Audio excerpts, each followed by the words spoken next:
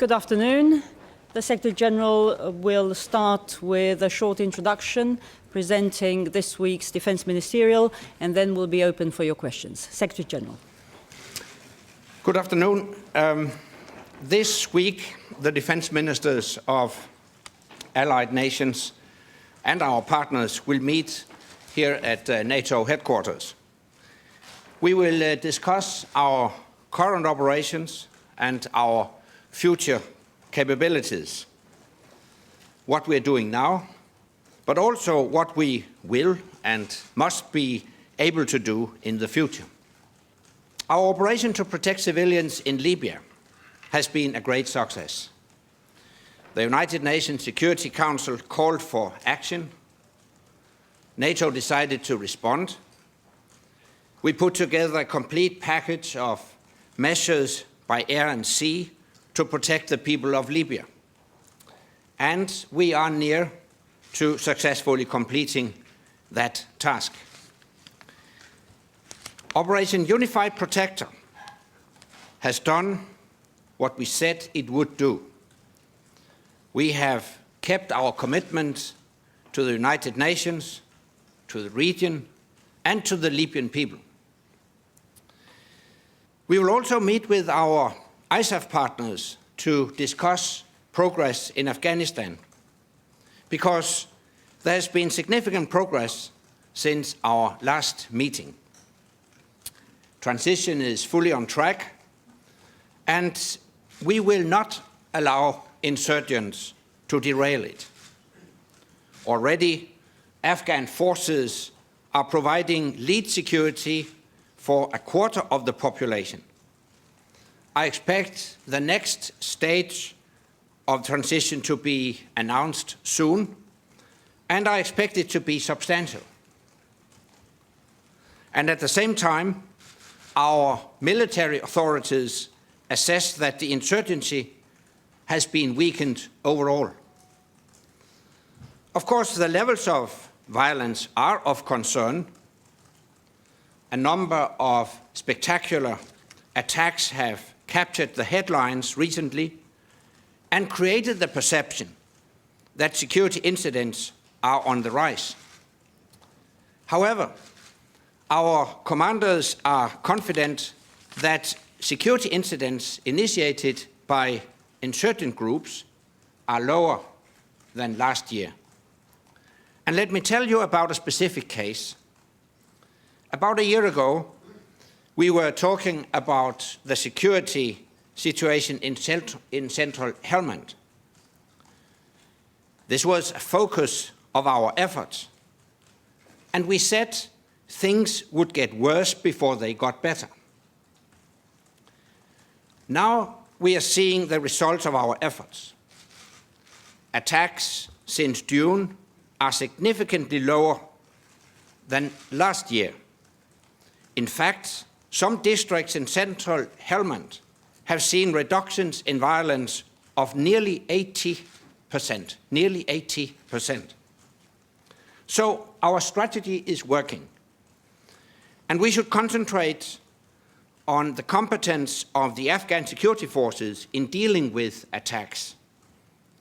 That will remain our focus as we complete transition by the end of 2014, and as we continue to stand with the Afghan people after 2014. Because NATO will not abandon the Afghan people. We have agreed an enduring partnership, and we will live up to it.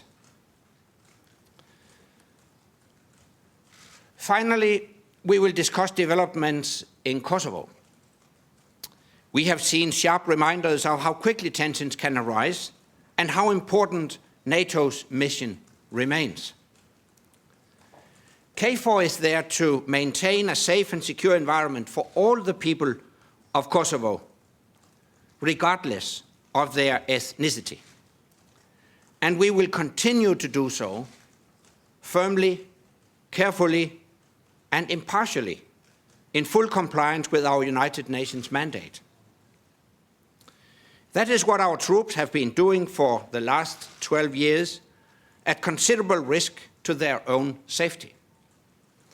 NATO forces will always use the minimum force necessary, but they have the right to self-defense.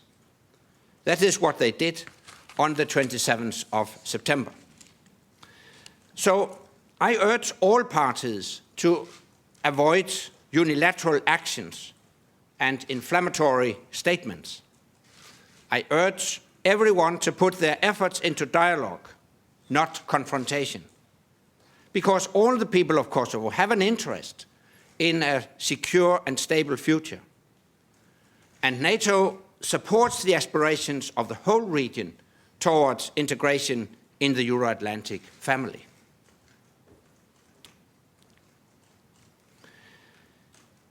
Le débat portera ensuite sur les capacités, ce que l'OTAN doit pouvoir faire demain et ce que nous devons faire pour qu'elle y parvienne. En cette période d'austérité, cela peut paraître irréaliste. Certains critiques diront « Nous dépensons déjà beaucoup pour la défense, pourquoi dépenser davantage ?» Laissez-moi souligner qu'il ne s'agit pas de dépenser davantage, mais de dépenser mieux pour obtenir davantage. Mon message est clair. Améliorer nos capacités n'est pas seulement nécessaire, c'est vital.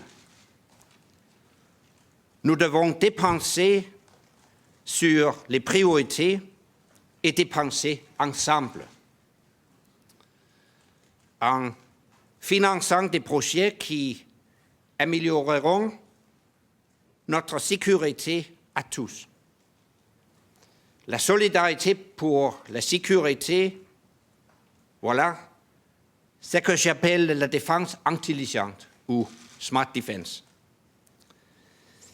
Nos opérations en Libye et en Afghanistan ont montré les domaines où les alliés doivent continuer d'améliorer l'accès à des capacités comme les drones, le renseignement et le ravitaillement en vol. Nous ne pouvons pas compter sur un seul allié pour fournir ces moyens. We are considering a wide range of projects. Some can keep our soldiers safer. For instance, vehicles that detect and clear roadside bombs. Some can make our operations more efficient. For instance, pooling maritime patrol aircraft. All can make better use of the resources we have. There are many different examples, but the bottom line is this. No capability, no operation. If we want NATO to remain credible, we have to be able to act. And if we want to be able to act, we have to keep and acquire the capabilities to act. I will be encouraging ministers to identify projects their nations would be willing to lead in the coming months. And I will ask them all for their commitment to making these projects a reality as we head towards our Chicago summit. One excellent example is missile defense. Poland, Romania, and Turkey have already agreed to host key elements of this system. And I expect other contributions soon. Step by step, NATO's territorial missile defense is becoming a reality. And I expect that in Chicago, we will declare an interim operational capability. So this defense ministers' meeting will indeed be a milestone on the road to Chicago summit, which will reinforce NATO's status as the indispensable alliance. And with that, I am happy to to take your questions.